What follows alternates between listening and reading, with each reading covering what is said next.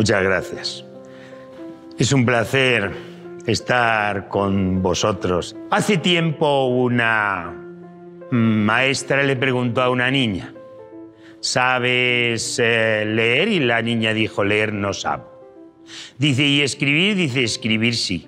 Tanto se extrañó, ¿verdad?, la maestra, que le dijo, a ver, escribe. Y la niña hizo un garabato ininteligible. Le dijo la maestra, sorprendida, ¿qué pone ahí? Dice la niña, si ya le he dicho que no sé leer. Es imprescindible, ¿verdad?, escuchar para educar. Y si el primer aplauso siempre lo recibe el que viene a hablar, yo quiero cambiar eso. Quiero que el primer aplauso siempre lo reciba el que viene a escuchar. Yo quiero que el primer aplauso siempre lo reciban esos maestros y maestras que a las 3 de la tarde, a las 5 de la tarde, salen corriendo para buscar una formación y dejan todo un fin de semana, que hay muchos sacrificando mucho por mejorar su práctica docente, para hacer con actitud de escucha presencia de los niños en la educación. Así que para ellos y para todos vosotros pido un fuerte aplauso. Un fuerte aplauso.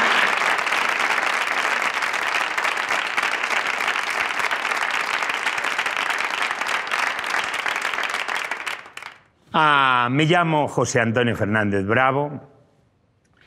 El doctorado en Ciencias de la Educación me permitió, desde el año 2001, ser profesor universitario. Pero siempre me he sentido maestro. Llevo 35 años en contacto con los niños, los 35 en contacto. De verdad, 18 de ellos en plena jornada, con jornada completa, mirando el reloj en los claustros de 9 a 5, preparando los festivales de Navidad y haciendo regalos del Día de la Madre, que me costaba mucho envolverlos, pero que lo lograba. Desde siempre he estado convencido y sigo animado, ¿no?, por el convencimiento de que no hay aprendizaje donde no haya un desafío al querer conocer del que aprende. Me he dedicado a escuchar a los niños y la pregunta fundamental no es para mí cómo de bien realiza el niño la ficha que hace, sino cuánto de bien le hace al niño la ficha que realiza. Duermo poco, sueño mucho. Mis líneas de investigación, pues trabajar con el que enseña, el despertar para el que aprende, y mi proyecto de vida es construir la escuela que no existe para el alumno que no llega. Nací en Pozuelo de Alarcón, un pueblo de la Comunidad de Madrid, un año en el que este pueblo tenía aproximadamente unos 8.800 habitantes. Hoy tiene unos 85.000, un poquito más de 85.000. Si suponemos que el crecimiento anual ha sido de un 4,3%, podréis calcular fácilmente mi edad. Desde niño he sido una persona inquieta, observadora. Me ha gustado escribir. Siempre tenía un cuaderno en el cual yo apuntaba a modo de reflexión lo que la vida me enseñaba cuando dialogaba con el mundo. Este cuaderno, o el símbolo de este cuaderno, lo he traído aquí para compartirlo durante este rato con todos vosotros. Yo recuerdo de pequeño que fue un día de mi cumpleaños, que a mí me daban pasteles y me dieron 2. Y mi madre me dijo, toma, llévale estos 6 a la vecina. Y yo dije, no puede ser, que la vecina se coma 6 y yo me coma 2, si es mi cumpleaños. Total, que yo era una persona bastante educada y reflexiva y cogí la bandeja y se los di a la vecina.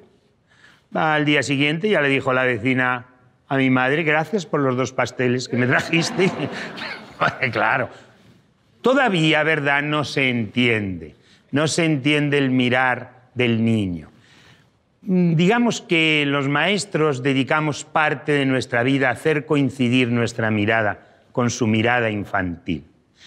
Siempre me perdía yo, nunca se perdían mis padres, pero esto sigue igual. Siempre se pierden los niños, nunca se pierden los padres. Tú te has dado cuenta de esto, ¿verdad? ¿Sabes qué anotaba yo en ese cuaderno? Anotaba que el que se pierde en la vida es el que no sigue a nada ni a nadie. Recuerdo una vez que tenía un profesor que me dijo: esta clase va a ser muy aburrida. El que quiera marcharse, que se vaya. Pues yo me fui. Y oye que no había salido por la puerta y me dice: ¿dónde va? Digo, pues que me voy, si ya dice usted que es aburrida. Y me dice: es una manera de hablar. Es una manera de hablar. Yo tenía que interpretar qué significaba la manera de hablar.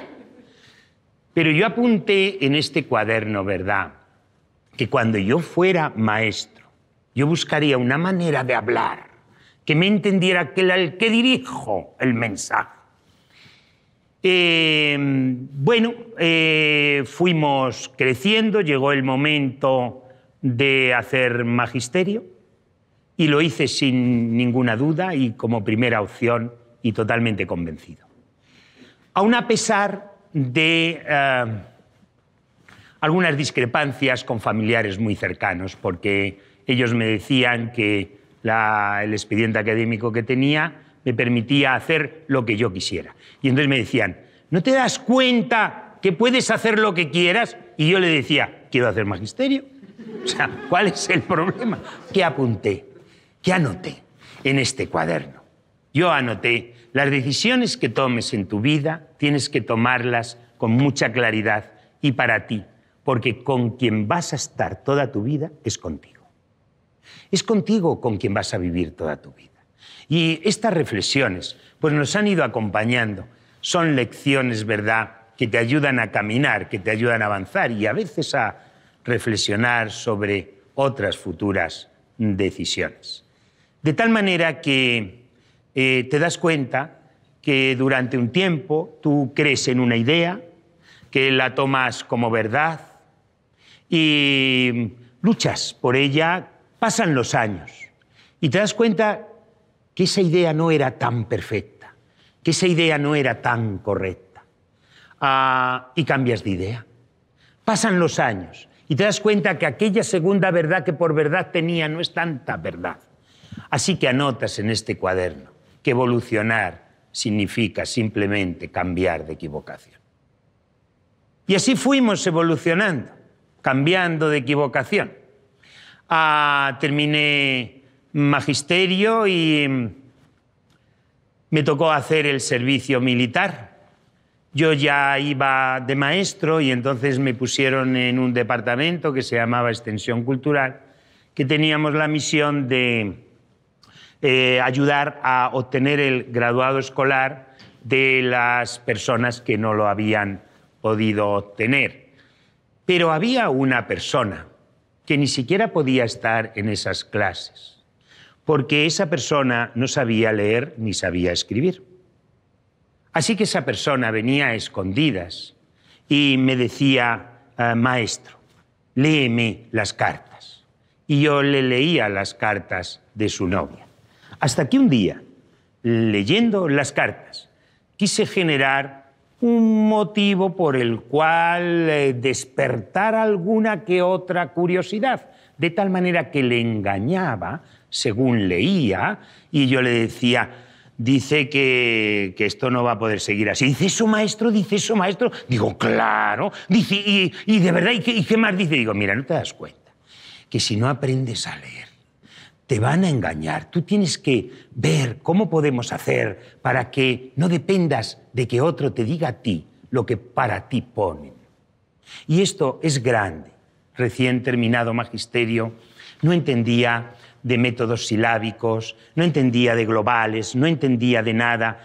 Y allí hicimos lo que pudimos y aprendió a leer para enterarse de aquello que ponía. Iba a su ritmo, es cierto. Cuando nos despedimos, el abrazo que me dio, que fue la expresión de las mejores sonrisas.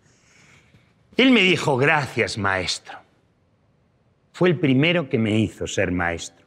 No agradecí tanto el gracias como el maestro.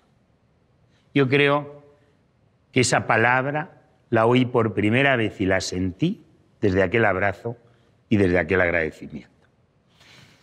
He enmarcado esa situación en mi vida, ¿no? Porque es la primera que realmente puso a prueba tu vocación y tu querer decir cosas a los demás. Terminé el servicio militar, que en principio iban a ser 6 meses, fueron 8, luego 9, 11 estuvimos. Encontré rápidamente trabajo y... Bueno, pues el primer curso que me dieron era un primero de entonces Educación General Básica. Y fíjate que en aquellos años eran muy pocos, pero algunos niños venían sin haber hecho lo que entonces se llamaba preescolar, que ahora es educación infantil. Tanto que era el primer día que venían, el primer día que se matriculaban en primer curso, de lo que es ahora primaria, era el primer día que pisaban un cole. Yo recuerdo a uno que se pasó toda la mañana llorando, que se quería ir a su casa para jugar con un camión mediano, y yo no sabía qué hacer porque mira qué experiencia tenías. En magisterio te acordabas de Vygotsky, de Piaget, pero no recordabas que decía Piaget cuando jugaban con un camión mediano. Entonces digo, pues nada, hacer lo que puedes, ¿no? Y recuerdo que cuando ya yo tenía más miedo que ellos, ya se sentaron, yo los veía muy pequeñitos, muy pequeños. Yo decía, Dios mío, entonces yo les hablaba muy tranquilamente y les dije, mirad, me llamo Antonio. Digo, ¿cómo les voy a decir? José Antonio. Digo, no, son tan pequeños. Estuve a punto de decir Toñín, pero digo, vamos a dejar las cosas, digo, para otro día esto. Bueno, pues yo les dije, mirad, me llamo Antonio. Este es un colegio de religiosas. Y los niños se me quedaban mirando así y no parpadeaban. Y yo dije, no han entendido lo de religiosas. Y entonces les dije, me llamo Antonio y este es un colegio de monjas, pero yo no soy monja. Todos rieron a carcajadas. Yo me asusté porque yo lo había hecho como explicación aclaratoria. Eran tan pequeños que dije, oye, esto no puede ser. Y yo me asusté, ellos se rieron mucho y ¿qué pasa? Pues mira, que ahí anoté una cosa grande también en el cuaderno. A la casualidad se convirtió en causalidad. Una casual, ¿verdad?, circunstancia se convierte en algo causal y los niños se acercan más a ti cuando les haces sonreír. Entonces yo noté que es verdad, ¿no?, que habrá que respetar quienes creen que se puede aprender del llorar. Pero creo que merece la pena dedicar la vida a hacerles sonreír. Bueno, circunstancias del entorno hicieron que tuviéramos que investigar sobre un material que se llamaba números en color. Y esa investigación, pues digamos que cambió mi vida, porque entré en contacto al escribir ese libro, ese primer libro que publicaría en 1989, Los números en color de Georges Cousinet, pues entré en contacto con una gran persona que se llamaba Alberto Eizpunme, siendo una de las personas que más didáctica y matemática podrían saber entonces en este país. Me dijo, yo de esto sé, pero hay otra persona que sabe muchísimo más en España y casi te voy a decir en el mundo. Yo, si quieres, te pongo en contacto con ella. Esta persona se llamaba Conchita Sánchez. Conchita Sánchez era experta de la UNESCO en ciencias exactas y física moderna y una persona sabia, sumamente sabia. Y claro, me puso en contacto con ella. Yo, pues al principio me dirigía con un respeto casi improcedente, porque más generaba un obstáculo que una cercanía, hasta que logramos e hicimos una amistad impresionante. Conchita me dijo: he hecho contigo lo que hacen los americanos en Cabo Cañaveral. Y yo le dije: ¿qué hacen los americanos en Cabo Cañaveral? Y ella me dijo: ponerte en órbita. Hubo un antes y un después de conocer a Conchita. A partir de entonces, todos los esfuerzos era dirigir el estudio para entender a los niños, para entenderles a ellos, no para que me entendieran a mí. Ya no era cuestión de quién me seguía a mí, sino de a quién podía seguir yo y cómo conseguirlo. Había que formarse muchísimo, porque había que preparar muy bien las clases, hasta que me di cuenta que la clase mejor preparada era aquella que te permitía abandonar precisamente lo que habías preparado. Y ahí la formación fue muy grande, por el respeto tan grande que tenemos que tener a aquellos a los que dirigimos nuestro trabajo, ¿no?, que son los niños. Y bueno, he trabajado, como veis, de maestro, de profesor, investigador. He recibido premios europeos sobre creatividad, sobre didáctica. Hemos publicado algunos libros, más de 120, y hemos aprendido muchas cosas. Pero lo que tengo claro, con una claridad grande, es solo una. De todo lo que os he contado, ¿no? Solo una. Yo creo que no enseñamos lo que sabemos, que enseñamos lo que somos, que uno no enseña lo que sabe, que uno enseña lo que es. Así que si sigo haciendo algo, es aprendiendo a ser. Bueno, si es importante escuchar para educar, no lo es menos educar para escuchar. Así que estaré encantado, encantadísimo de escucharos, de oír vuestras inquietudes, vuestras preguntas y conversar juntos. Hola, José Antonio, soy Mar, soy maestra de educación primaria. He tenido la suerte de poder ser alumna tuya. Y quería hacerte una pregunta pequeña, pero a la vez que grande en significado. ¿Qué es para ti la educación? La educación es hacer la vida más agradable a los demás. Si yo soy educado contigo, es porque quiero que tu vida sea más agradable conmigo, y yo facilito ese avance. Y si tú eres educada conmigo, pues vas a hacer lo que yo intento, ¿verdad?, contigo. El problema es cuando se juntan dos personas educadas, no hay problema. El problema es cuando uno tiene educación y el otro no. Ahí tendríamos que... Entonces, ¿a qué tiende la educación? Pues a hacer la vida más agradable a los demás. Yo creo que hay dos objetivos básicos de la educación, además de otros muchos, ¿no?, y sumamente respetables. Uno es hacernos más listos, y dos, mejores personas. Esto no quita que, evidentemente, tengamos que tener en cuenta que la finalidad entonces tiene que ser el saber.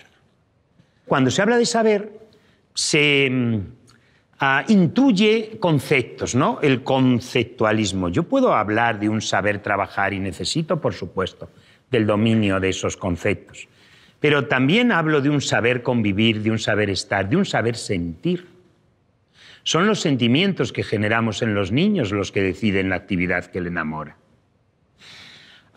Yo hablo de ese saber, lo cual quiere decir que si la educación tiene una misión, es cambiar el aprender a aprender por aprender a saber. El aprender a aprender está muy bien, pero es camino, ¿no? Es como si el tren no parara nunca. Y dice: oiga, yo quiero parar, yo quiero ver esta estación. Bueno, vamos a ver, está muy bien, es necesario, pero también habrá que encontrar el aprender a saber. Mirándolo de esta manera, ser más listos y mejores personas, la educación debería plantearse que las asignaturas no son fines en sí mismos. El lenguaje, la matemática, la biología, sino medios a partir de los cuales yo desarrollo a la persona. Lo importante es la persona. Esto no quiere decir que se sepa menos, todo lo contrario, se tiene que saber más y mejor. Lo que quiere decir es que si la matemática es el medio que a mí me va a permitir a convivir, a reconocer al otro mucho más, compartir con el otro, pues tendré que entender que establecer relaciones, jugar con las respuestas antes de escoger una de ellas, plantear distintas alternativas y ofrecer la oportunidad al otro de contrastarlas, forma parte de ese momento educativo. Además de enseñar las asignaturas a través de la vida real, hay que enseñar vida a través de las asignaturas. No es importante el concepto rectángulo, si te ha amargado la vida. Yo creo que es importante que a través del rectángulo tú seas más listo y mejor persona. Hace tiempo yo entré en un aula y les dibujé a los niños muy pequeñitos un rectángulo. Y cuando dibujo el rectángulo me dicen los niños, te faltan los ojos y la nariz y la boca. Y cantaron todos. El rectángulo tiene ojos, el rectángulo tiene orejas, el rectángulo tiene nariz, el rectángulo es feliz. Y yo callado. Y nos la enseñó Aurora. Nos la enseñó Aurora. Yo callado. Yo no quise investigar con Aurora. No, yo les escuchaba atentamente. Pero mira, yo tenía dos opciones. Opción A, decirles claramente que Aurora estaba equivocada. Que el rectángulo no tiene ojos. Escucha, no. Y menos orejas. Es la opción A. Y además también les iba a decir que el rectángulo es una palabra que identifica una forma, que la forma es una propiedad de los objetos, que se constituyen los objetos pero no son los objetos. Qué maravilla, pero yo tengo la opción B. La opción B. Y la opción B es, el rectángulo tiene ojos, el rectángulo tiene nariz, el rectángulo es feliz. Y yo les dije, pero eso es una maravilla. Y entonces dijeron todos, ¿te gusta? Digo, claro. Digo, a ver si me la aprendo, ¿me ayudáis? Y yo me aprendí la canción del rectángulo, que tenía ojos, que tenía las orejas, que era feliz y la cantábamos todo, perfecto. Al día siguiente, yo entré en el mismo aula y les dije, oye, ¿os acordáis de la canción de sí? Digo, oye, yo me sé otra. Dice, sí. ¿Tú te sabes otra? Digo, sí. Digo, oye, ¿tú quieres aprenderte mi canción? Todos dijeron que sí. ¿Sabes por qué dijeron todos que sí? Porque yo me quise aprender la suya. Por eso ellos querían aprenderse la mía. Es muy difícil a veces combinar el ser más listo y mejor persona. Es muy difícil. Porque, en definitiva, la metodología del respeto debería estar presente en cualquier metodología flexible, eficaz, activa, innovadora, que pudiera intervenir en la educación. Esto es, para mí, la educación, hacer la vida más agradable a los demás.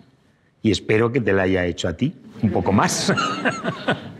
Hola, José Antonio. Mi nombre es José Ángel Juárez. Hace ya casi 10 años que estuve contigo en la universidad. Nos dabas creatividad en psicopedagogía. La verdad es que fue una asignatura muy profunda. Pero más profundos fueron los momentos que compartimos en la cafetería, donde de verdad con muchos compañeros nos hacías pensar diferente. Actualmente soy jefe de estudios en un colegio aquí en Madrid y sí que me gustaría saber qué es para ti un buen profesor, un buen maestro. Bueno, lo primero yo te invitaría a que nos diéramos ese abrazo de reencuentro.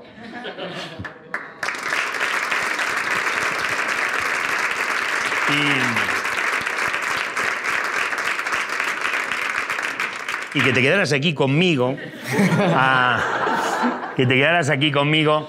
para que sientas de nuevo cómo te sentías cuando te sacaban a la pizarra. Ojo, por preguntar, ¿ves? Tú has dicho algo muy bonito y te has referido a mí como una persona que te permitió compartir momentos agradables. Para mí un buen profesor es el que pone delante al niño. Para mí un buen profesor es el que permite entenderte para poder canalizar tu entendimiento. Para mí un buen profesor es el que enseña desde el cerebro del que aprende. Por eso, si a alguien hay que escuchar antes, es a ti. A un niño. Sí, sí. Pues mira, para mí precisamente ser un buen profesor es un poco ser niño, que es como más empatía podemos tener con ellos. Y una frase que has dicho tú hace un rato es: el que de verdad se preocupa porque ellos aprenden y no por enseñar. Sí. Un buen profesor es... La misión es enseñar. Cuando a veces perdemos de vista, ¿no? Y yo aprovecho este verbo que a veces parece que nos da miedo. ¿Cuál es nuestra misión? Es enseñar. A mí cuando me preguntan, oye, ¿cómo se llama la persona que crea felicidad? Pues felicitador, no lo sé. Pero jamás diré profesor. ¿Cómo se llama la persona que hace sentirse bien a todas horas? Pues sentidor, pero jamás diré profesor. Entonces yo digo profesor y decimos todos profesor, maestro, maestra. Cuando alguien nos pregunta, ¿cómo se llama el que enseña? Y yo creo que es algo básico, pero que es sustancial también. Es decir, somos profesores, somos maestros, somos maestras, porque nuestra misión, nuestra función, nuestra profesión es enseñar. Pero si enseñar es ante todo producir aprendizaje, yo no puedo definir ni decir que es para mí un buen profesor mientras no se defina qué es un buen aprendizaje. Para muchos, un buen aprendizaje es terminar 5 divisiones en 10 minutos y todas correctas. Para otros es establecer relaciones, observar los números, ganar tiempo y plantear al menos 5 algoritmos diferentes para llegar al mismo resultado, estableciendo en la diversidad y en el... entonces, ¿qué es un buen aprendizaje? Y mientras no tengamos presente qué es un buen aprendizaje, no podemos tener presente qué es enseñar, porque enseñar es ante todo producir aprendizaje. De hecho, lo primero que tenemos que hacer es preguntarnos cómo se aprende para saber cómo se enseña, ¿no? Hoy hacemos muchos congresos sobre el perfil del maestro del siglo XXI, ¿no? Perfil del maestro del siglo XXI. Digo, ¿para qué hace usted el congreso entero? Digo, son dos cosas a tener en cuenta para ser maestro del siglo XXI, que es ser docente en el siglo XXI y estar vivo en el siglo XXI. ¿Por qué no hacemos congresos sobre el alumno del siglo XXI? Sobre el niño del siglo XXI. Dice, es como ser niño. Es como adaptar tu mirada a la mirada infantil. Es como acercarte a él un poco más. Nuestra misión, si es enseñar, solo es fiable cuando producimos aprendizaje. Yo creo, o he conocido, ¿no? Como 2 tipos, ¿no? de profesores, de maestros, de maestras, por favor, cuando digo niño, niña, niños, que son los maestros que quieren y los maestros que aman. El maestro que quiere desea y el maestro que ama da. Lo envuelve todo con generosidad. El maestro que quiere, digamos que empieza una clase cuando suena el timbre y termina una clase cuando suena el timbre. Pero el maestro que ama empieza la clase cuando despierta en sus alumnos la necesidad de participar. Una clase no empieza con los deseos del que enseña. Una clase empieza con las necesidades del que aprende. Termina la clase cuando despierta la curiosidad por escuchar la siguiente. Cuando el niño te dice, cuéntamelo otra vez, y tú dices, mañana. Cuando dice, ponme otro, y tú dices, mañana. Y mañana de verdad que vamos a decir, sí, ahora acaba la clase, porque he despertado la curiosidad de escuchar la siguiente. El maestro que quiere, la maestra que quiere, le preocupa mucho el acierto. Prepara a los niños para responder. Les prepara para acertar. Por eso es muy difícil que estén preparados para aprender.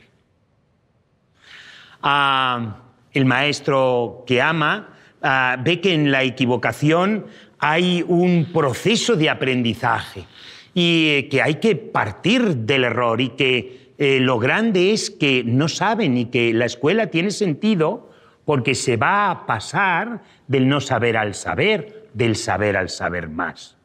Y entonces envuelve de generosidad todo lo que ofrece. El maestro que quiere le importa el lucir de los procesos. El maestro que ama le importa el alumbrar de los resultados. Y es muy distinto el lucir de los procesos del alumbrar de los resultados. El maestro que quiere te pone la clásica serie, triángulo, círculo, triángulo, círculo, triángulo, círculo, sigue tú. El maestro que quiere desea la respuesta. Y el niño que pone triángulo, círculo, le pone carita contenta. Y el niño que no pone eso le pone carita triste. El maestro que ama dice triángulo, círculo, sigue tú. ¿Y sabes lo que hace? Recoge todos, los pone en una pared y permite que los niños expliquen lo que han hecho. Y entonces un niño dice triángulo, círculo, cuadrado, rectángulo, porque no están, y todos aplauden. Y entonces el otro dice triángulo, círculo, porque es el que pone hasta el final y ya lo pones todo y terminas. Y todos aplauden. Y otro dice triángulo, círculo, porque siempre los pones los que están de igual y todos aplauden. Y el maestro que ama no le importa que todos tengan la misma respuesta. Le importa preparar para la vida de tal manera que lo importante no es que coincidan con la respuesta, que la vida les va a aplaudir como hoy les aplauden sus compañeros, porque son capaces de explicar lo que hacen. Yo creo que esta es la grandeza, ¿no?, de ese buen maestro. El que entiende que la explicación, la argumentación, la contrastación, que el aplauso de lo diferente, que mañana no puedo hacer una asamblea diciendo que lo diferente es bueno cuando aplaudo lo que es igual. El aplauso de la coherencia, de la consistencia, de la autenticidad, de la honestidad, todo eso viste al niño, como tú muy bien dices, José Ángel, viste al maestro. A mí me gustaría que juntos buscáramos, yo no la he encontrado, la palabra que tenemos para ¿cómo se llama a la persona que permite que los demás crean en sí mismos?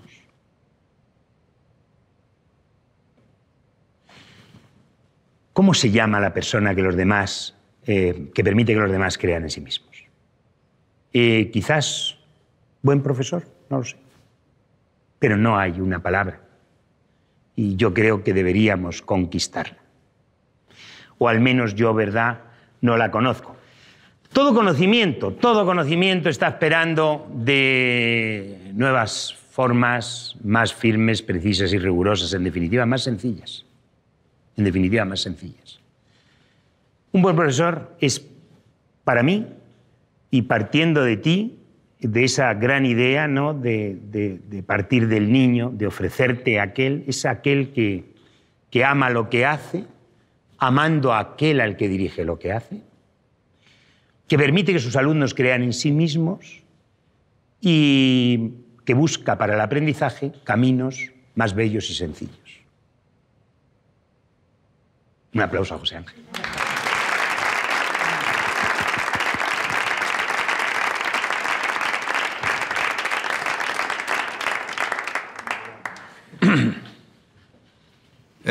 Soy profesor, como muchos de los que estamos aquí hoy compartiendo este momento contigo.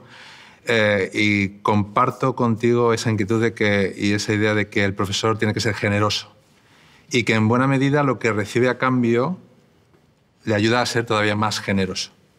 Seguro que los niños y las niñas que has tenido como alumnos han aprendido mucho de ti.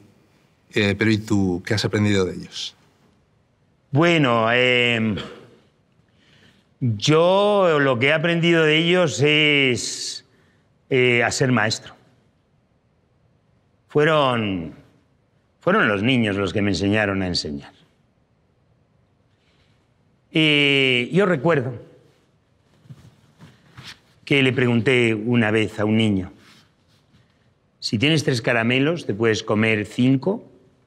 Y él me dijo, no. Yo le dije, muy bien, tesoro, ¿por qué? Me dice, porque vomito. ¿Sabes qué hice yo? Que busqué su foto rápidamente y puse no razona. No razona. Días más tarde, su mamá me explicaba que se había hinchado a chucherías, que había pasado una mala noche, que le había dicho tú no puedes comer muchas chucherías porque te vas a poner malito. Y entonces yo caí que quizás sí razonaba. Que cuando yo le decía si te puedes comer, si teniendo 3 te puedes comer 5, él pensó 3 sí, pero 5 no, porque 5 son muchos. Si me como muchos, entonces me pongo malito. Yo no quiero ponerme malito, luego no, porque vomito. ¿Qué anotas en este cuaderno? Lo que anotas es que muchas veces decimos que no razonan, porque desconocemos la causa por la cual se expresan. Y yo creo que las respuestas que obtenemos no coincidan con las que esperamos no significa en modo alguno que no razonen, ¿no? Sino simplemente que hay discrepancia entre lo que nosotros deseamos y lo que obtenemos. Eso lo he aprendido de los niños. Recuerdo una vez que yo tenía que enseñarles a pensar algo para que distinguieran entre el objeto como realidad y la representación del objeto. Entonces yo dibujaba fatal y se me ocurrió coger una lámina de un plátano, ¿no? Y yo preparaba esto muy bien en mi casa por la tarde y decía, les voy a enseñar la lámina del plátano y les voy a decir, ¿qué veis? Y entonces ellos van a decir, un plátano. Y entonces yo diré, coméroslo. Y ellos me van a decir, no se puede porque está dibujado. Y yo ahí entraré con una canalización perfecta para, ¿verdad?, distinguir el objeto real de su representación. Mi clase está perfectamente preparada.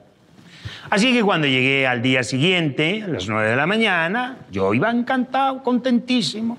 Saqué mi lámina del plátano y les dije, ¿qué veis? Todos, un plátano. Digo, vamos bien, vamos según el guión. Y les dije, coméroslo. Y todos empezaron, ñam, ñam, ñam. Y mira, yo me quedé así. Y yo le dije, ¿está rico? Y uno dijo, sí, está muy rico. Y otro ya dice, mi abuelo dice que comer mucho. Dice, mi abuelo va a venir a vivir con nosotros. Y ya nos hablamos. El tema ya no es el plátano, ni la representación. El tema es el abuelo. El abuelo. Así que, ¿qué aprendí? Pues aprendí, y también es bueno anotarlo, a imaginar respuestas que jamás antes hubiera podido sospechar. Aprendí a enseñar desde el cerebro del que aprende, con esas posibles respuestas. Una vez les dije, dime 3 frutas. Y me dice uno, 3 melocotones. Y digo, vamos a ver, que te he dicho 3 frutas, porque uno, oye, también tiene carácter. Y él me dice, 3 melocotones son 3 frutas. Digo, pero 3 frutas, tesoro de fruta, un melocotón, una fruta. Otra. Y ya están siempre los que te siguen, ¿sabes? Y ya se lo van diciendo. Bueno, pues logramos que las 3 frutas fueran melocotón, pera y plátano, por ejemplo. Fíjate que a los 2 días venía en el libro este problema. En una cesta hay 3 melocotones y 2 peras. ¿Cuántas frutas hay? Me dice el niño, 2. Y yo dije, vamos a ver, que lleva razón, que una de 2, o la he liado yo antes, o la ha liado él ahora. Pero esto tiene que aclararse. Así que aprendí a enseñar desde el cerebro del que aprende. Aprendí a adaptar mi mirada a su mirada infantil. En otra ocasión, yo recuerdo que les decía, además hacía mucho, me decía, mirad, estoy entre las cortinas y entre la pizarra, estoy entre lo que fuera, ¿no?, la papelera, estoy entre la cristalera. Y entonces yo les decía a los niños, ¿habéis entendido? Todos decían que sí siempre. Y dije, a ver, Roberto, ponte entre Marta y Azucena. Y entonces Roberto se quedó quieto en su sitio, de pie, y hizo esto. Y yo le miraba y yo le decía, pero claro, Me enseñaron a escuchar. Pero escuchar es preguntarse por qué dicen lo que dicen, por qué hacen lo que hacen. Yo creo que académicamente el método científico ha recogido la palabra escuchar y le ha puesto un sinónimo que es investigar. Y en definitiva, si nos damos cuenta, lo que hace cualquier investigador es escuchar. Es escuchar. Es contar con el otro. Es ver qué te dice el otro o lo otro con lo que puedes contar.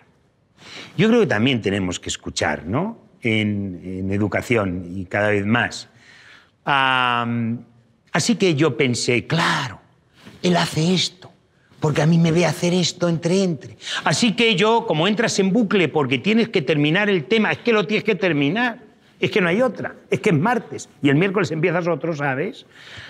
Pues puse una papelera, un paraguas, un balón, y entonces yo me pongo aquí, donde está el paraguas, el balón, y le digo, a ver, ¿qué ves aquí? Un paraguas, un balón, una papelera. ¿Dónde estoy yo? Digo, vamos a ver si lo ven ya. Y me dicen, en el suelo. Sí, es verdad que estoy en el suelo. O sea, te hacen pensar. Te hacen pensar que quizás el adulto sea un niño empobrecido. Así que yo sigo en mi manera de programar y de invitarles a que en definitiva digan lo que yo quiero oír. Sí, en el suelo, pero también, dice uno, con nosotros. Decía, pero es que no va a terminar el tema. Digo, sí, tesoro, con nosotros, con vosotros, en el suelo. Pero, ¿dónde estoy? Dice uno, con Dios. Digo, se acabó. Se acabó el tema. Así que sacaron todo lo que había que hacer. Yo con pintura de dedo más o menos les ayudé. Como yo tenía padres muy preocupados por cuánto pesaban las carpetas en Navidad, eché mucha pintura de dedo. Y bueno, pues ya en otro momento, ¿qué me enseñaron los niños? Todo. Me enseñaron que no existe método de enseñanza superior a la capacidad de aprendizaje de la mente humana. Me enseñaron que cuando mi método falla, cuando lo que yo tengo planeado no llega a producir el aprendizaje deseado, no puedo decir que, digamos, el que tiene dificultades es el niño que me mira. Tengo que plantear en modificar el método que llevo. Porque yo creo que no hay método de enseñanza superior a la capacidad de aprendizaje de la mente humana, ¿no? Y esto me lo enseñaron. Me enseñaron a callar para que hablaran ellos. Son tus silencios los que conquistan su voz. Me enseñaron todo. Y me siguen enseñando todo. Hola, José Antonio. Bueno, soy Laura Lozano. Estoy en cuarto curso de educación infantil y hasta hace apenas unos meses tuve la suerte de tenerte como profesor. Primero decirte que has hecho que esta profesión sea aún más bonita de lo que ya es. Y después quiero hacerte una pregunta. Tras tu experiencia y todo el recorrido llevado, ¿qué recomendación me darías a mí como futura maestra? ¿Qué recomendación te daría a ti como futura maestra?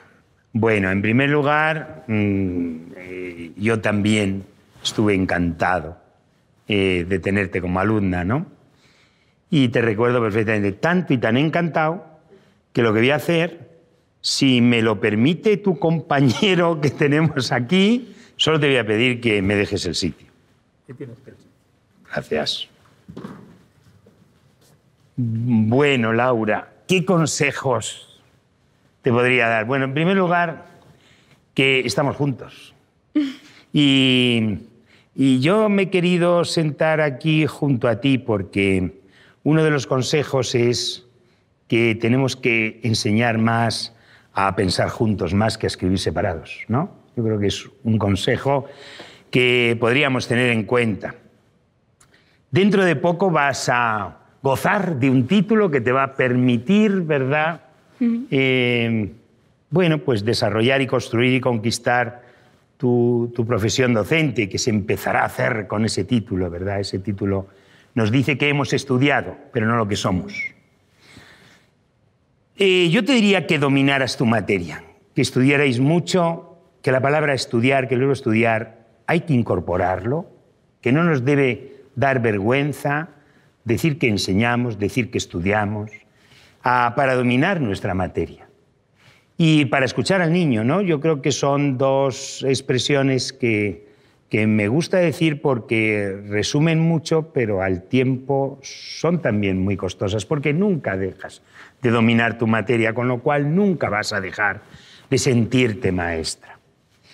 Yo te diría que, pues que les ayudes a comprender, que la mente humana ha nacido para comprender, que es imposible que nos guste lo incomprensible, que quizás por eso hay tantas agonías con la matemática, ¿no? Porque es a lo mejor una de las asignaturas que más incomprensión genera, ¿no? Y tú y yo pues hemos hablado durante muchas horas sobre esa didáctica, sobre ese cómo enseñar, sobre ese cómo escuchar.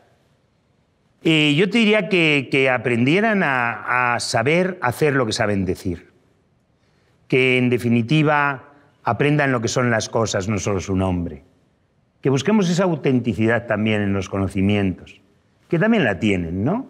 Y que, bueno, pues nos hagan más listos y, ¿por qué no?, como comprensión, mejores personas. Yo recuerdo una vez en el patio del colegio, pues estábamos cuidándolo, ya te digo que yo también he tenido mis días de la madre y muchos patios, ¿verdad?, que cuidar, cosa que me enorgullezco totalmente, ¿no? Porque esa experiencia ha dotado mi vida de un sentido y una sensibilidad también especial, que es el contacto directo con los niños y que hoy me permiten compartirlo con vosotros y que quizás, pues a mi juicio, ¿verdad?, muchos de los profesores universitarios que se dedican a didácticas experimentales deberían haber tenido, ¿verdad?, igual que se exige un MIR ahora para los alumnos, que se exigiera también una mínima experiencia de aula para estos profesores. Pero bueno, esto me enorgullece y yo recuerdo que se dirige hacia mí un alumno, un niño, porque no era alumno mío, y me dice de que soy profe, ya sabes cómo hablan los chicos en el patio contigo y tal. Yo le hablo y digo, oye, pero no juegas. Dice, si es que me han eliminado, tengo que esperar a que eliminen a otros, ¿sabes? Ahí estaba el hombre. Y digo, oye, ¿a ti te gustan las matemáticas? Y me dice, no me gustan las matemáticas. Digo, yo me callé y me dice, yo tengo un secreto. Digo, sí, ¿cuál es el secreto? Y dice, mira, lo que yo te digo es, cuando tú en las divisiones, ¿verdad?, cuando tú en el divisor tienes 2 números, tú en el dividendo tienes que poner gorrito a 2. Dice, cuando tú en el divisor tienes un número, tú en el dividendo tienes que poner gorrito a 1. Y cuando tú en el divisor tienes 3 números, tú en el dividendo tienes que poner gorrito a 3. Yo le dije, es un buen secreto. No se lo cuentes a nadie. Y él me dijo, no, si ese no es el secreto. El secreto es que no siempre funciona. Y no sé por qué, Laura. Yo creo que grande es dotar de comprensión. Yo te diría que distinguiéramos mucho el procedimiento del objetivo, ¿no? Como futuros maestros, como futura maestra, como todo un camino grande y largo que te va a quedar para compartir, ¿verdad?, con los que aprenden y que va a ser muy bonito porque tú tienes la metodología de la vocación. Eso es verdad, yo puedo afirmarlo como profesor tuyo, y es cierto. Pues distinguir el procedimiento del objetivo, porque el objetivo no suele cambiar. Es decir, hay que segar. Lo que pasa es que si segáramos de la misma manera que se segaba hace 100 años, pues evidentemente no íbamos a obtener los objetivos deseados. Hay que calcular, hay que pensar, hay que dividir, por supuesto que sí, pero el problema es ¿Cuál es el procedimiento, no? Todo procedimiento tiene fecha de caducidad, pero a veces cometemos el error de quitar el objetivo. Pensar, calcular, discutir, reflexionar, leer, hablar, escuchar, son objetivos. Los procedimientos cambian con el tiempo, ¿no? ¿Qué pasa? Que como son importantes los objetivos, yo te diría, Laura, ya que me das esta oportunidad de compartir contigo esa inquietud tan bonita, que en el desarrollo del currículum pues pudiéramos añadir otros objetivos para el que enseña, como provocar sonrisas en el que aprende, como abrir tu mente para escucharles, como despertar la curiosidad, como despertar la creatividad y desarrollar la creatividad y las creatividades, y la curiosidad y las curiosidades, y la inquietud y las inquietudes. Yo te diría que incluyéramos, ¿verdad?, también el objetivo de que crean en sí mismos, lograr que sean también los creadores de algo y que sean conscientes de ello.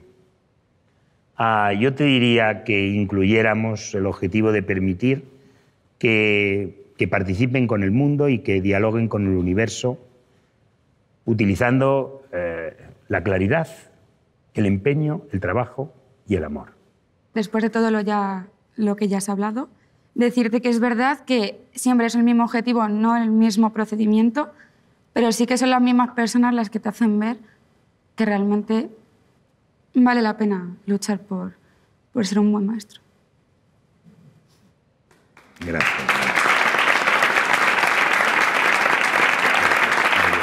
No llores, que me contagias a mí. Bueno, muchas gracias, Laura. Yo quiero darte un beso y quiero pedir para ti un fuerte aplauso.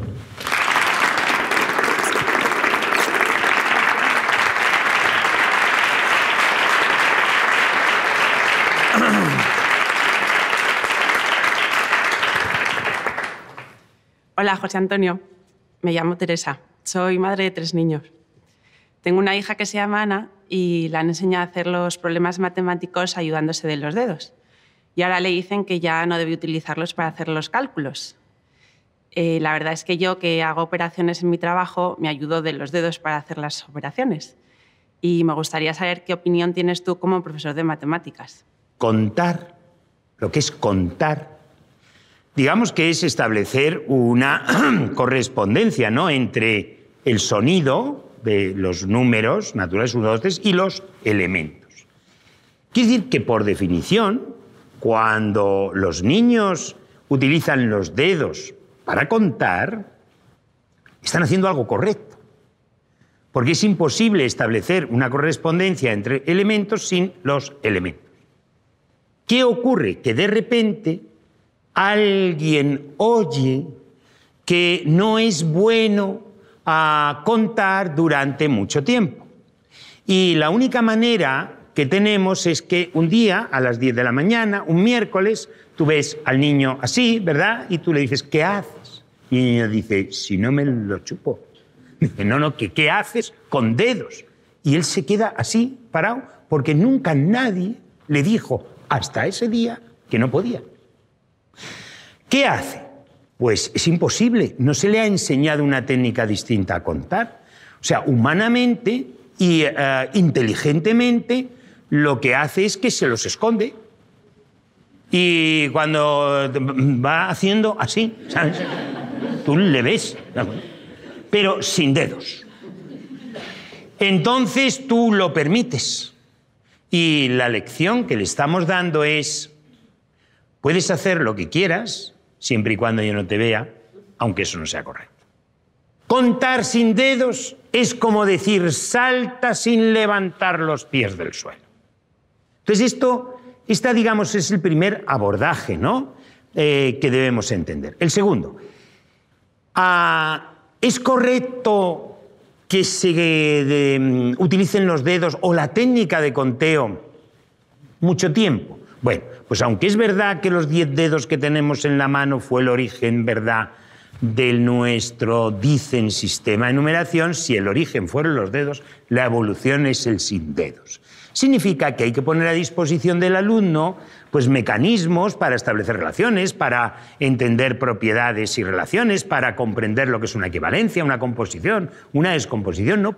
Entonces, ir preparando la mente, porque sí que es cierto que cuanto más tiempo permanezca el niño, ¿no? El cerebro del niño, la actividad cerebral en la etapa de conteo, va a ser peor para el desarrollo de su pensamiento numérico y matemático. Pero simplemente por las relaciones que evitamos que se establezcan y vemos que es imposible desarrollar todo a través del conteo.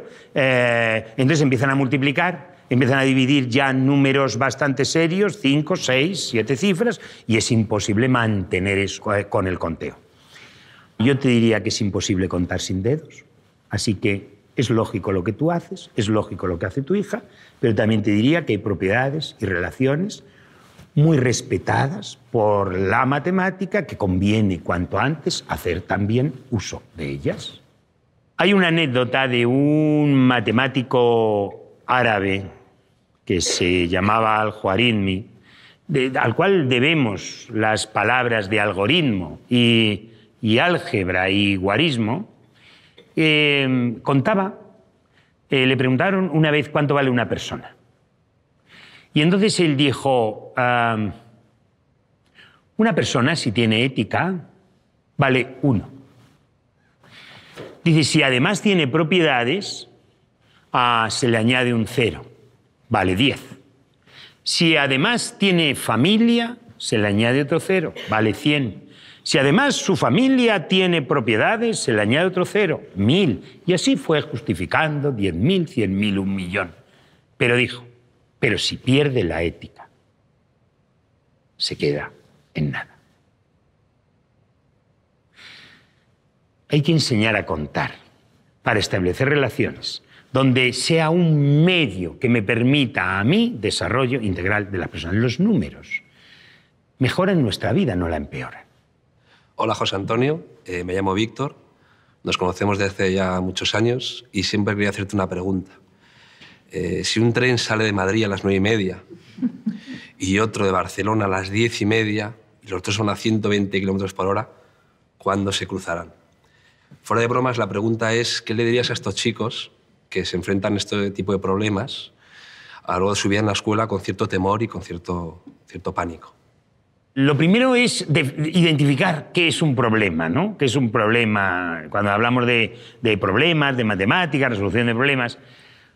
Bueno, muchas veces yo creo que hacemos muchas cosas que no son problemas porque tiene que cumplir dos condiciones. Una primera es que el que lo resuelve, el niño, la niña, el sujeto que tenga que resolverlo, tiene que entender perfectamente qué hay que hacer. Esa es la primera noción básica y condición. Y la segunda es que no sepa cómo hacerlo. Muchas veces ni siquiera se da esta. Muchas veces ni siquiera entienden qué hacer. Con lo cual no estamos, digamos, en condiciones para valorar su pensamiento, su desarrollo de estrategia, ¿no? Como es muy importante entender lo que hay que hacer, muchas veces dicen, oye, el guiñol, el teatro, ¿qué te parece? Fabuloso siempre y cuando respondamos al qué hacer. Muchos de nosotros decimos que la comprensión lectora es una de las variables importantísimas para la resolución de problemas. Pero ojo, eso es solo si el problema se presenta por escrito. Porque para que tú sepas qué hay que hacer, tú tienes que leer con comprensión. Pero si yo lo presento visualmente, la comprensión lectora no es una variable. Es decir, el qué hacer es fundamental. Yo creo que deberíamos tener en cuenta estas dos condiciones. Pero no puedes saber cómo, con lo cual a algunos alumnos se les dice qué buenos son en resolución de problemas. Pero si saben qué hay que hacer y también saben cómo, no están resolviendo ningún problema. Estamos evaluando con un sobresaliente a la realización de ejercicios, la realización de sumas. En una cesta hay 3 manzanas y he hecho 2, ¿cuántas manzanas hay en esa cesta? Pues es una suma, no es un problema. Y sin más, si sé hacerlo, si sé lo que hay que hacer. Bueno, pero cierto esto, entonces, si tenemos cuidado, ¿no? y podemos mirar hacia atrás y traer de la experiencia, ¿no? ¿Qué te ha dictado? ¿Qué te ha dictado el aula o las situaciones en las resolución de problemas? Yo podría decir que tendríamos que tener mucho cuidado en ese que. Mira, hay planteamientos, por ejemplo, que dicen una madre tiene 35 años y su hijo tiene 8. ¿Cuántos años tienen entre los dos? Y yo digo, ¿quién tiene 43? Si la madre tiene 35, si el hijo tiene 8, ¿por qué usted pregunta cuántos tienen entre los dos? ¿Qué hay que hacer? Dice sumar. Digo, ¿y quién tiene 43? ¿Cómo interpreto ese 43? El planteamiento es fundamental. Y ahí deberíamos tener mucho cuidado todas aquellas, instituciones que de alguna manera generamos materiales para que el niño sepa qué hacer. En una clase hay 20 niños, ¿salen todos menos 2? ¿O salen todos o no salen todos? ¿Salen todos menos 2? No, no puede ser. Entonces no han salido todos. Faltan 2. Todas estas circunstancias, ¿verdad?, obligan muchas veces a intentar convencer, sin realidad y sin evidencia, de algo que tendría que tener ausencia de ambigüedad. Yo diría esto. Yo recuerdo una vez que tenía un niño, adolescente, 16 años, le costaba bastante la resolución de problemas, y yo le dije, voy a ver si es capaz de establecer relaciones entre la pregunta y la información del enunciado. Y le dije, si tienes 30 euros en un bolsillo y 40 euros en el otro, ¿cuántos años tienes? Digo, verás, lo va a pillar. Digo, los euros y los años. Él me miró muy serio y me dijo, 70. Y yo digo, ¿tú tienes 70 años? Dice, ¿de verdad? Digo, sí, de verdad. Dice, ¿de verdad? 16. Digo, ¿y por qué no dices 16? Dice, pues haber puesto usted otros datos. Yo tenía alumnos de cuarto de educación primaria con 9 años. Y recuerdo que un día les dije, vamos a inventar una historia con esta pregunta. ¿Cuántos euros perdió Miguel? Así que cuando copiaron la pregunta, todos se pusieron a inventar la historia que permitía responder a esa pregunta. Pero cuando fueron a inventarla, yo les dije, lo único que quiero es que esa pregunta se resuelva, se responda con una suma. Todos con 9 años soltaron el bolígrafo. De repente, me miraron y me dijeron, no se puede. Y yo les dije, ¿por qué? Y me dijeron, porque es de perder. Digo, ¿y? Dice, tú has dicho que se sume. Bueno, yo no suelo corregir, suelo utilizar más el ejemplo, el contraejemplo y la canalización de sus ideas. Y les dije, claro, llevas razón, que es de perder y entonces no se puede responder con una suma. Digo, fíjate, esta mañana he perdido 3 euros y esta tarde he perdido 2 euros. Así que al final del día he perdido 1 euro, les dije a los niños de 9 años, todos sorprendidos y al unísono casi dijeron, no, has perdido 5. Digo, no puede ser, porque es de perder y es de restar. Y 3 menos 2 es 1. Uno me mira y me dice, es verdad.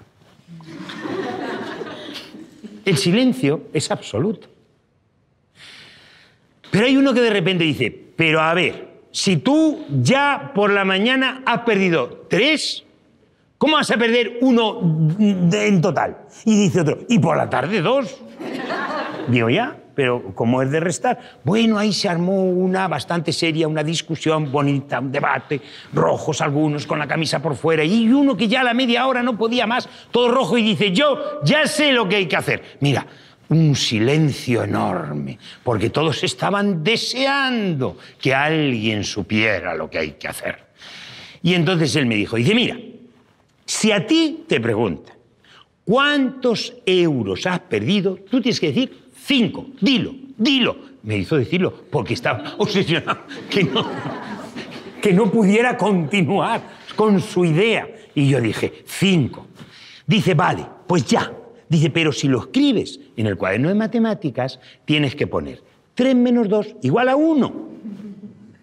Asociamos a veces cantidad de palabras como verbos a determinadas operaciones, generando, ¿verdad?, más ambigüedad que ausencia de ambigüedad cuando eso es ante todo lógica y razonamiento. Toda resolución de problemas tiene como fin indagar, razonar, contrastar, investigar, comprobar, descubrir. Es grande.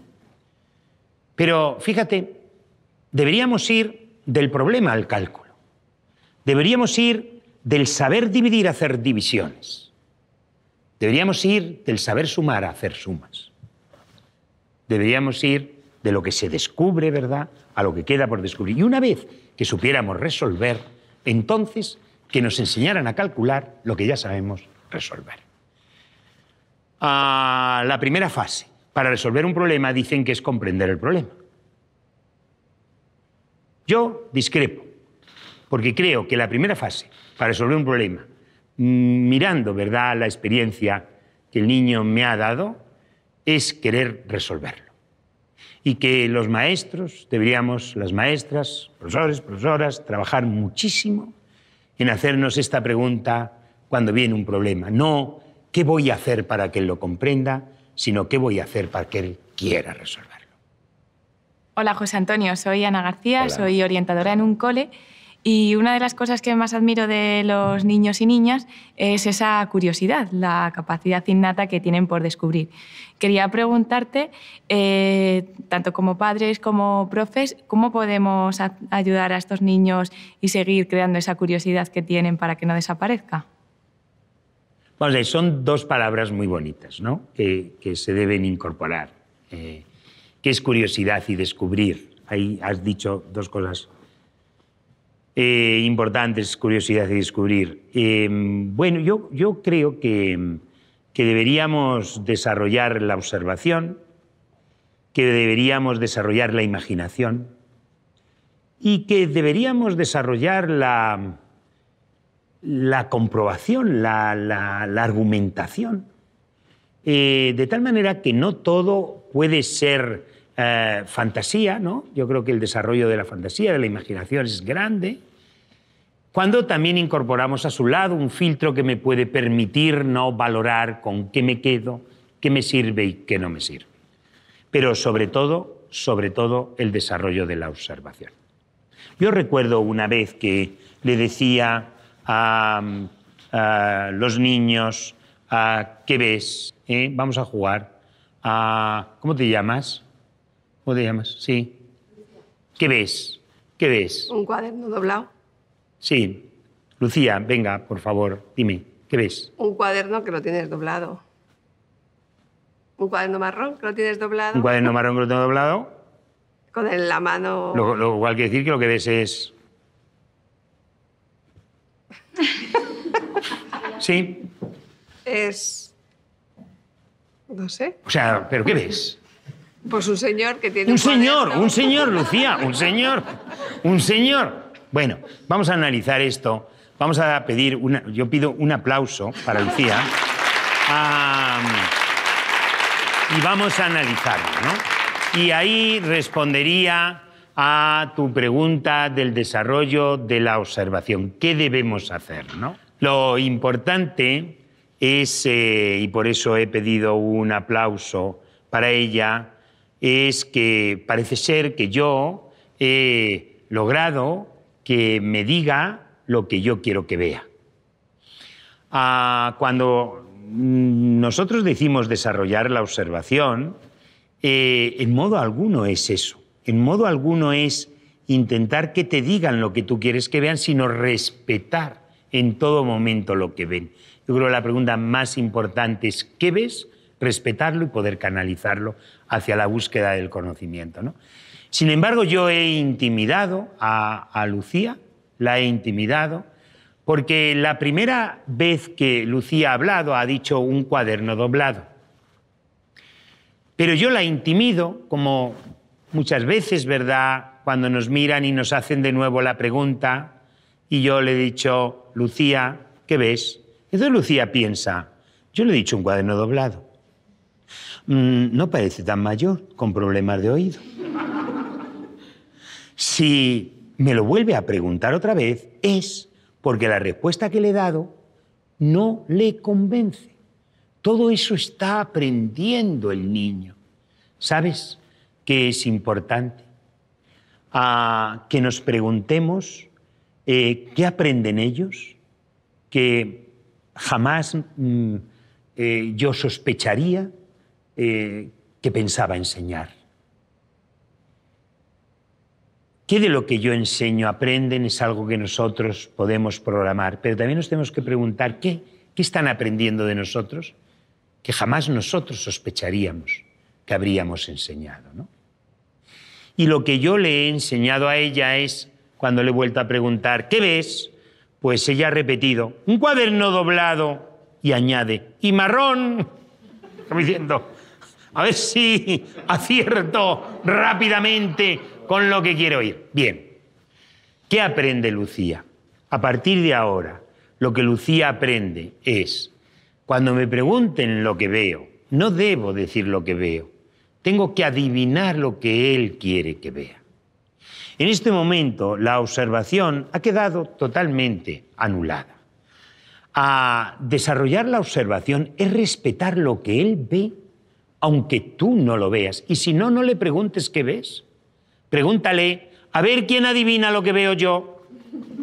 Y entonces podremos hacer coincidir lo que ellos esperan. Entonces, el desarrollo de la observación es simplemente dejar ver, atender a su mirada, permitir que se expresen con lo que dicen sus sentidos, su experiencia, con lo que dice incluso su carácter. Los hay tímidos, los hay espontáneos, los hay atrevidos, los hay no sé, pues todo eso debemos respetarlo. Pero ojo, debemos respetar desde lo que son el desarrollo de lo que ven, ¿no? La primera respuesta que un niño da siempre es por razonamiento. La segunda es adivinación. Si perdemos la primera, estamos perdiendo el razonamiento del niño y no podremos canalizarle. Porque a partir de la segunda pregunta, Lucía se ha sentido intimidada y empieza a adivinar. A dejar que digan lo que ves. No podemos destruir su imaginación. Hoy sabemos que los ratones emiten melodías imperceptibles al oído humano y hemos mirado muchas veces a los ojos de los niños y las niñas para decirles, los ratones solo cantan en los dibujos animados.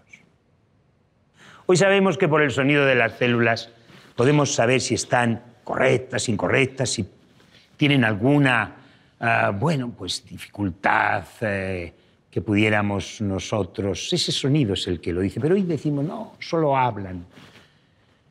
Solo hablan los humanos, los animales no hablan, las vacas no son rosas, las tejas son siempre de color marrón. ¿Qué hay que hacer y cómo hacerlo? No podemos desarrollar ni su observación ni su imaginación. La verdad no está en la mirada del profesor, de la profesora, en cómo abre los ojos o cómo repite de nuevo la pregunta que quiere obtener la respuesta deseada. La mirada está en buscar juntos el conocimiento, en conquistarlo, en entender que la prueba es la que nos va a dar verdad, la fotografía de la verdad o de la falsedad, no los ojos del maestro, no las respuestas del maestro. Yo diría que para desarrollar la curiosidad y el descubrimiento habría que evitar el bien y el mal. No podríamos corregir.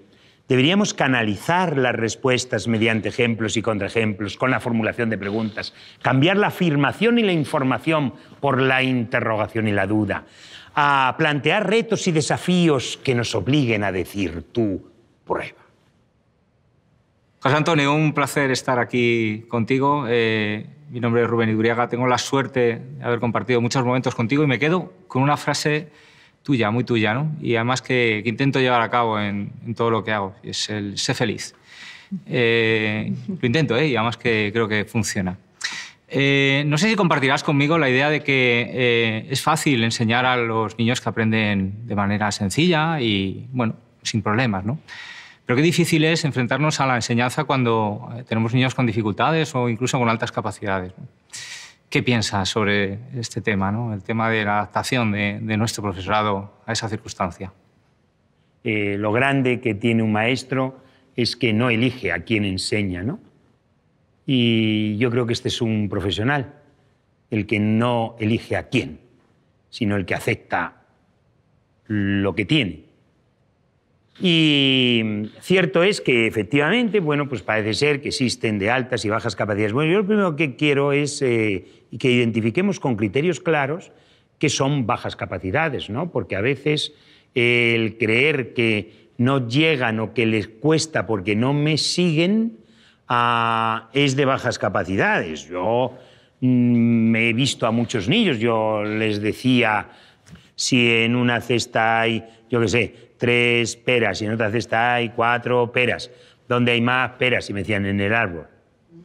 Si yo le digo, es de baja capacidad porque no responde a lo que yo quiero que responda, porque quizás soy un maestro que quiere y en definitiva envuelvo, ¿no?, con los deseos, ¿no?, de la respuesta, pues a veces también es cierto, y tú también lo sabes muy bien, que el diagnóstico es fundamental, ¿no? Entonces yo pienso que cuando una persona habla, los demás interpretan y en la diversidad de interpretación hay una riqueza intelectual muy importante que la escuela tiene que considerar y aportar criterios claros que diagnostiquen perfectamente para identificar.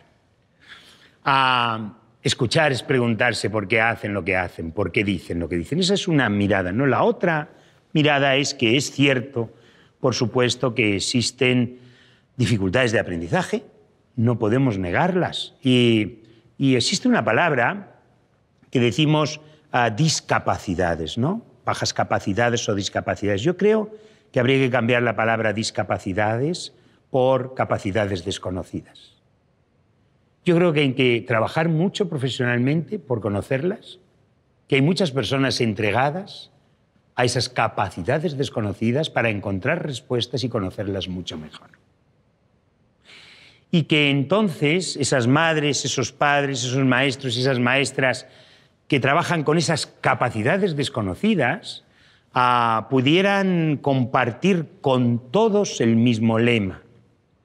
Y si les enseñáramos a que de alguna manera nos levantáramos todos, se levantaran todos cada día diciendo, yo no quiero ser mejor que nadie, solo quiero ser mejor que yo, estoy convencido de que todos lo lograríamos. El problema es cuando nos empezamos a comparar. Y yo creo que no hay nada más grande que decir, yo no quiero ser mejor que nadie, solo quiero cada día ser mejor que yo. Pero lo quiero hacer contigo y contigo y contigo, con lo que he vivido, con lo que me has enseñado, con lo que he compartido. Han sufrido muchos padres y muchas madres intentando que determinados niños multiplicaran sin saber sumar o dividieran sin saber. No, cada día voy a ser mejor que yo. Y también lo va a hacer este. Este está todavía ya con ecuaciones y cada día va a ser mejor, porque a través de la ecuación va a compartir, cada día quiero ser mejor que yo. ¿Sabes? Tanto error se comete. Cuando se exige a un niño más de lo que puede alcanzar, como cuando se le priva de aquello que puede conseguir. Y hay que asegurar muchos genios que tenemos en nuestras aulas también. Muchos. Hola, José Antonio. Soy José, soy profesor también, como tantos otros que estamos aquí. En toda tu labor docente has dicho que son 35 años, me parece, de maestro, de profesor. ¿Qué es el momento más especial o qué recordarías así con un recuerdo muy, muy apetecible, ¿no? Que es lo que nos estás contando. ¿Cuál sería ese momento? Yo diría que todos aquellos en los que de alguna manera me he sentido junto al niño. Cuando estás en el patio y el niño se acerca y te tira de la chaqueta y te dice, ¿vas a estar con nosotros este año? ¿No vas a dar algo este curso? ¿Te vamos a tener algún año en...? Estos son los grandes, te están diciendo, fue una suerte un día la de tenernos, ¿no? Te están diciendo, quiero estar contigo. Yo iba a visitar muchos coles donde realizábamos algunas investigaciones y recuerdo una vez que bajaba a educación infantil porque me encantaba un niño que me tenía enamorado con unos mofletes, la camisa por fuera, los mocos siempre por fuera. Hacía así, no pasaba nada, ¿sabes? Tú ya te acostumbrabas y me tenía enamorado. Yo hablaba con todos, por supuesto. Y un día, pues le bajé y le dije, oye, me tengo que ir hoy, no me voy a quedar mucho tiempo con vosotros. Y entonces él se levantó, me tiró del jersey y me dijo, quédate. Y yo dije, no puedo, tesoro, porque mira, hay mucho atasco, coche. Digo, es imposible. Tan serio me vio que me dijo, vale, pero cuando tú seas pequeñito como yo, vienes a mi cole para jugar juntos. Y le dije, claro, cuando yo sea pequeñito como tú, vendré a tu cole para jugar juntos. Después me monté en el coche y dije, qué curioso, ¿no? Qué curioso. Nosotros queremos hacerles mayores y ellos lo que quieren es que nos hagamos pequeños. Así que lo más grande es aquellos momentos en los que me han permitido ser pequeño. José Antonio, el placer es muy grande estar contigo y la pregunta que yo me he planteado es de todos los maestros que has tenido muchos. Al principio puse el término de profesores y no me pegaba, sino de los maestros, y me puedo referir a todo tipo de maestros o leídos o compartidos o tal. ¿Habrá alguien que te ha hecho más mella en tu vida, que te ha marcado? Entonces, pues no lo sé, esa experiencia ya es de tipo personal, que nos gustaría escucharla también. Lola, muchas gracias por invitar, ¿verdad?, a los maestros, ¿no?, y hacerles un sitio junto a los niños. Y esta es tu pregunta. Bueno, yo he tenido muchos maestros a los que guardo un gran aprecio y adoro. Y también debo decir que de muchos he aprendido qué cosas a imitar, de otros quizás qué cosas pues te gustaban menos para evitarlas, ¿no? Y más que para imitarlas. Pero yo creo que grandes han sido muchos, casi te voy a decir, han sido todos, porque si estás abierto de todo se aprende, ¿no? Pero yo, como he dicho, ha habido un antes y un después de Conchita. Ha habido un antes y un después de Conchita. Entonces yo recuerdo que Conchita, yo iba a verla por las tardes cuando terminaba la clase, y una vez le dije, tiene que perdonarme, Conchita, porque he tenido mucho que corregir y entonces he llegado tarde. Y ella me miró y me dijo, tan mal enseñas que no se pueden corregir solos. Era una sabiduría especial. Yo guardo la grandeza del maestro que te hace sentir, que te hace percibir, que te hace pensar, ¿no? Y que te envuelve con lo que te da, que es para ti y que tú sabes que es para ti. Pero fíjate, te lo da sin quitártelo. Te lo da para que tú lo pienses, te lo da para que tú lo elabores, te lo da para que tú lo conquistes. Y es por eso que lo saboreas mejor.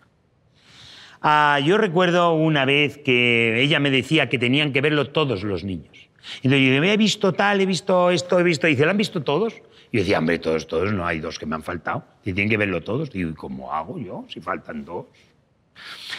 Siempre me decía, tienen que verlo todos. Y recuerdo una semana antes, ¿verdad?, de que falleciera, pues hablábamos en Los Molinos juntos y ella me decía, yo le dije, lo que no entiendo, Conchita, es que tengan que verlo todos. Digo, pues claro, hay 3 que no vienen, 5 con hepatitis, 1 con... Y ella me dijo, hombre, todos, va a ser muy difícil. Y entonces yo dije, pero si lleva mucho tiempo diciéndome que todos, ¿qué pasa? Y me dijo, si yo te hubiera dicho que todos no, te hubieras conformado con que 5 no lo vieran. El próximo año te conformarías con que 10 no lo vieran y terminarías pasando de tema cuando lo ve uno. Lucha por todos siempre. Ten un reto como profesional entendiendo que todos son tus alumnos. Los que no vienen, los que no pueden asistir, los que tuvieron hepatitis, no tanto porque lo consigas, sino porque tengas la intención de conseguirlo y de no parar de luchar hasta entender que puede haber una posible respuesta para ello. Era el año 1990 cuando yo di mi primer curso en ciudad escolar, en la carretera de Colmenar, y vino conmigo. Vino conmigo porque íbamos a hacerlo a medias. Era un curso de 24 horas, ella iba a hablar, yo iba a hablar, y cuando vino conmigo, Conchita se sentó en la primera fila, pero de los que asistían, y me miraba, y yo decía, pues que esta señora no sale. Y no salió. Yo tuve que más o menos apañarme para pasar ese trago, ese trance, que fue terrible. Ella decía, yo quiero verte. Había una humildad enorme, una grandeza enorme. Una persona que había trabajado con los más grandes, con Rey Pastor, con Puigcerdà, con Gateño, al lado de Choquet, de los más grandes entonces, se sentó para escuchar a un principiante, porque ella quería enseñarme a escuchar. Ella era de una madera especial, ¿no? Cuando yo terminé de hablar, yo ya había cogido mucho, no sé, había calentado un poco, había pasado esos momentos de nervios y terminó aquello y yo me sentí orgulloso de lo que había conseguido y le dije, Conchita, ¿qué le parece? Tenemos que ver potencias, tenemos que ver visibilidad, tenemos que ver... Y ella me dijo, una sola vez, nunca jamás me lo volvió a repetir y nunca jamás se me ha olvidado. Si lo que dices, lo dices sin orgullo ni altanería, deja de ser expresión para convertirse en fuerza. Yo estaba muy preocupado de lo que tenía que decir y ella estaba muy preocupada de cómo lo decía.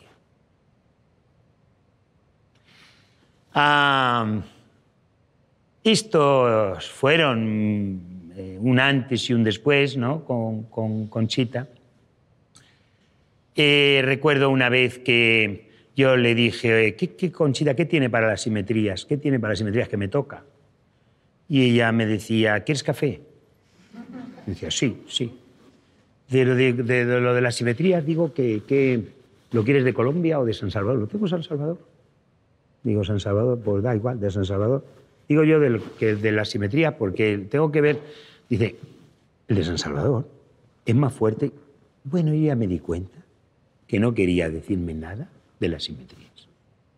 Así que al cabo de los días yo llegué y le dije, ya he hecho lo de las simetrías y lo he hecho así, así, así y tal. Y me dice, ¿cómo lo has hecho así? Y fíjate, sin levantarse del sitio...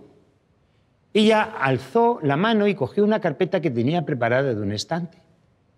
La puso encima de la mesa del salón de la calle Doctor Cortezo número 13, que era donde vivía, y me dijo, así lo hacía yo.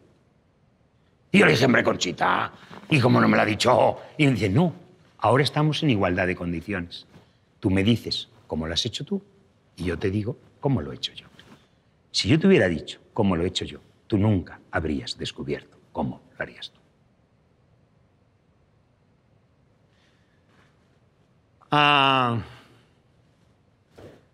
Conchita. Pero, ¿qué puedo decir de mis otros maestros? Pues fíjate, que guardo el recuerdo de que no he conocido nunca un maestro que tenga malas intenciones.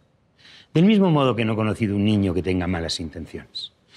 No he conocido un niño que cuando le presentes un triángulo el niño piense y tú le preguntes ¿qué forma tiene esta figura? El niño piense es un triángulo, pero para que se enerve su espíritu voy a decir un cuadrado. No he conocido niños así. Tampoco he conocido profesores, profesoras, maestros o maestras que desde lo más hondo de su preparación, de su espíritu, de su corazón, quieran hacerlo mal, ¿no?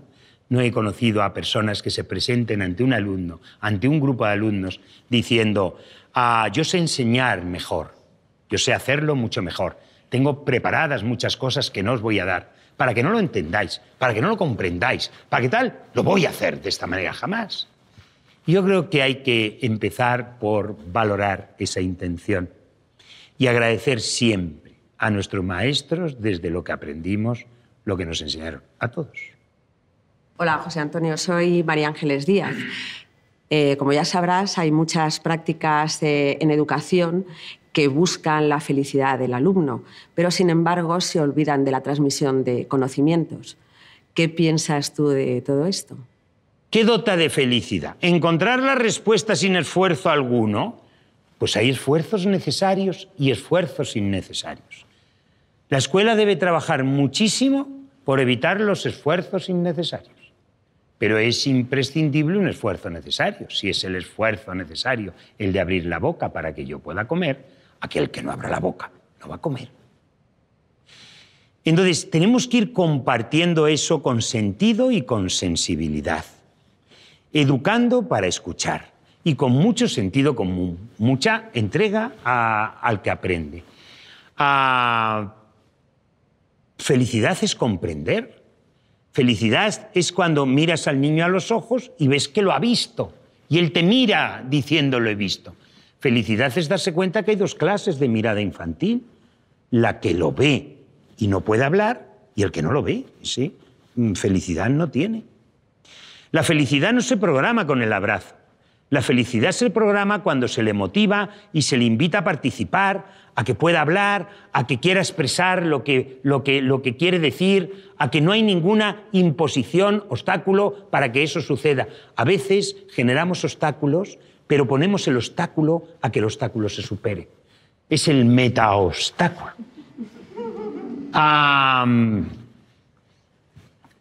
Un niño no sabe hacer torres. Y se pone a hacer las torres y se le caen. Y el abuelo hace la torre, y otra torre, y otra torre, y otra torre. Y entonces el abuelo dice, mira, tesoro, ¿ves cómo la hace el abuelo? Mira el yayo que viene a hacer las torres. ¿Sabes lo que hace el niño? Las tira, las estropea, las destroza. Y le dice al abuelo, otra torre, abuelo. Y el abuelo, cansado, hace otra torre. ¿Sabes lo que hace el niño? La tira, la destroza. Pero llega un momento en el que el niño aprende a hacer torres por sí solo. ¿Sabes lo que hace con esa torre? No la toca nadie. Ahí se queda, hasta que vengan sus padres. Dice el abuelo que hay que quitarlas para poner en la mesa. Y dice, niño, que ni hablar. Que se queda ahí, que mañana hacemos otra, que ya sabes. Que no, que la tienen que ver. ¿Sabes por qué? Porque ser protagonista de verdad también genera felicidad. Nuestra misión no es la de hacerles felices. A mi juicio, nuestra misión es la de actuar emocionalmente con mucho amor y mucho respeto sobre el espíritu del aprendizaje, para que eso que hagamos les haga más felices.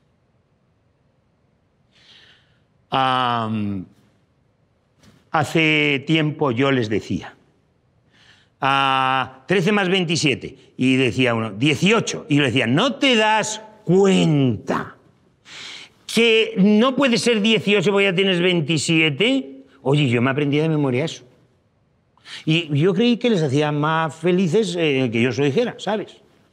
Hasta que un día, cuando le decía a uno, ¿no te das cuenta? Y oye, me quedé así, porque me di cuenta que si se hubiera dado cuenta, no lo hubiera hecho así.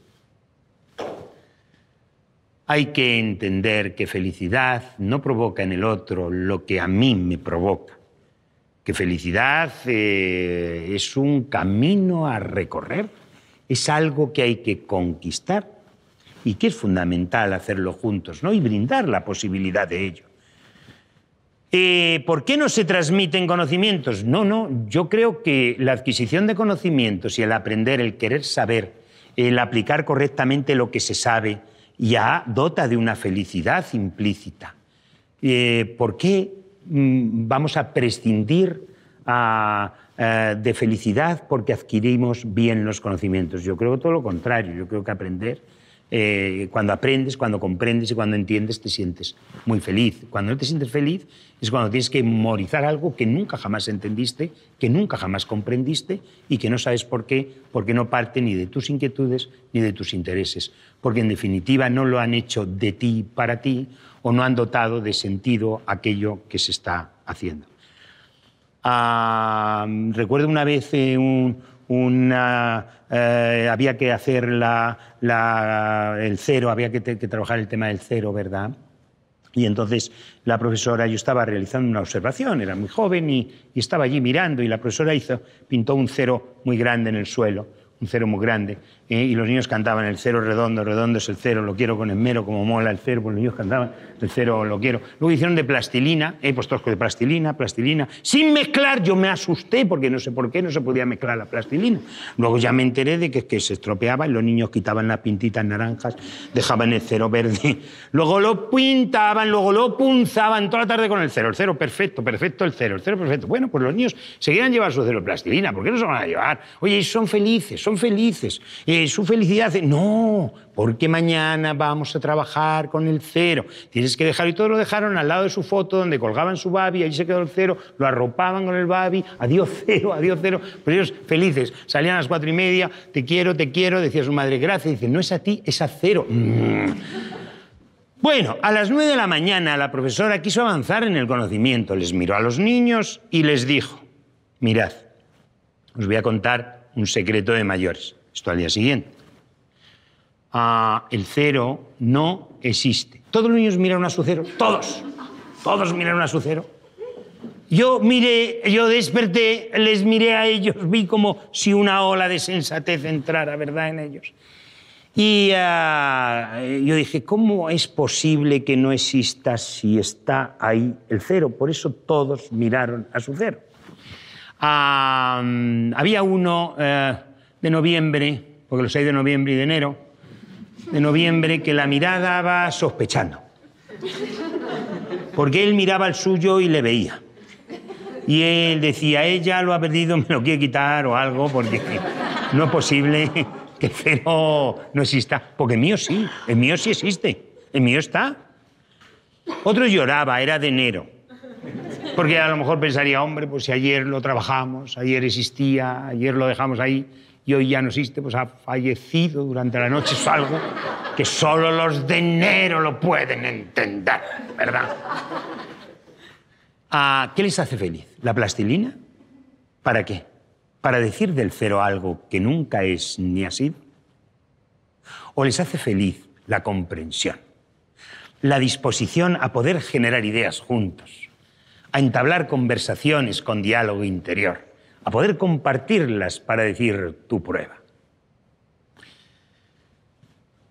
Tenía yo un alumno que me miró un día y me dijo, yo tengo un problema y yo me lo estudio todo y cuando pienso en otra cosa se me olvida. Y yo, por ejemplo, dice mi mamá, a cenar, salchichas, y ya pienso en las salchichas y se me ha olvidado lo que he estudiado. Así que le dije, bueno, verás, vamos a hacer una cosa. Tú te vas a coger una caja. La caja tiene que estar vacía. Digo, y tiene que tener tapa. Digo, tú en la caja, cuando ya te lo sepas muy bien, tú se lo dices a la caja y lo tapas. Digo, ya verás cómo puedes pensar en las patatas fritas y en otra cosa. Digo, que ya no se te olvida. De verdad, me digo, de verdad. Oye, al día siguiente viene con una caja. Y había que preguntar, pues yo le pregunté, y había cosas que fallaban ahí un poco, ¿verdad? Y yo, pues no recuerdo qué era, pero supongamos que pudieran ser, ¿verdad?, las tablas, y decía 7 por 10, 7 por 10, dice, ¿veis? Si es que yo lo he metido en la caja, digo, espera, a ver qué han metido en la caja. Digo, aquí pone 21. Sí, eso era, ¿qué tal? Bueno, poco a poco, con esta ayuda, pues lo conseguimos. Lo conseguimos y empezó a creer en sí mismo, porque la caja le ayudó a creer en sí mismo. Pero lo que más le ayudó a creer en sí mismo es que yo creyera en él. Que yo creyera que era verdad, que se lo estudiaba y que se lo olvidaba cuando pensaba en otras cosas. Cuando pasó los cursos, me miraba, coincidíamos y me decía, tú sabes que todavía me imagino una caja en la que cuando estudio guardo todo eso y tapo. Tan bien resultó esto que quise hacerlo uso propio otro año y le dije a todos los de un curso al año siguiente, cuando fuera, mirad, yo os voy a contar una cosa, es buenísima. Cuando tengáis que estudiar, lo metéis todo en una cajita, lo tapáis y así, tal. Al día siguiente había uno con una caja vacía, abierta, encima de la mesa. Yo paso por allí y digo, ¿qué haces? Dice, lo de la caja que dijiste para decirlo. Digo, muy bien, tesoro, muy bien. Digo, ¿y por qué la tienes aquí encima? Y a ver, dice, porque así todo lo que tú dices se mete dentro. Dice, yo la tapo rápido. Dice, no me lo tengo que estudiar. ¿Sabes? Mira, el primero consiguió la magia de la ilusión. Yo en el primero desperté ilusión y fue magia. Fue mágica esa ilusión. El segundo lo que hizo es la ilusión de la magia. ¿Cómo me mola que exista una caja mágica? Yo, si pudiera ser mago, cambiaría la ilusión de la magia por la magia de la ilusión. Creo que la mejor opción para la vida es invertir en ilusión. He trabajado siempre por proyectos. Cada niño es su proyecto de vida, distinguiendo la realidad del tú que es de la del yo que quiero que sea. Yo creo que lo que nos mantiene, utilizamos lo que utilizamos, ¿no? para vivir es lo que está descubierto, pero lo que nos mantiene vivos es lo que queda por descubrir. Por eso es la conquista la que viste de gala el resultado. Durante todo este tiempo he estado aquí con un cuaderno. Este cuaderno está en blanco, pero este cuaderno representa muchas cosas. Por estar en blanco representa novedad. La lección más novedosa es aquella que en su contenido respeta educar la admiración, ¿no? Educar la admiración. Y yo os lo quiero regalar y se lo quiero regalar a todos aquellos que de alguna manera pueden pensar que las aprendizaje y servicio, que el Flipped Classroom, que las metodologías innovadoras, que las metodologías activas, que lo que yo digo, que lo que dice otro, se ajuste a una sola pregunta. ¿Qué de lo que yo he dicho te sirve a ti para ser tú? Y esto es lo que me encantaría que escribierais. ¿Qué de lo que yo he dicho te sirve a ti para ser tú? Ojalá que este haya sido uno de esos encuentros que los adultos tenemos de vez en cuando con el niño, con la niña que llevamos dentro, y si así ha sido, pues mi deseo de que siga siendo, gracias muchas por escuchar.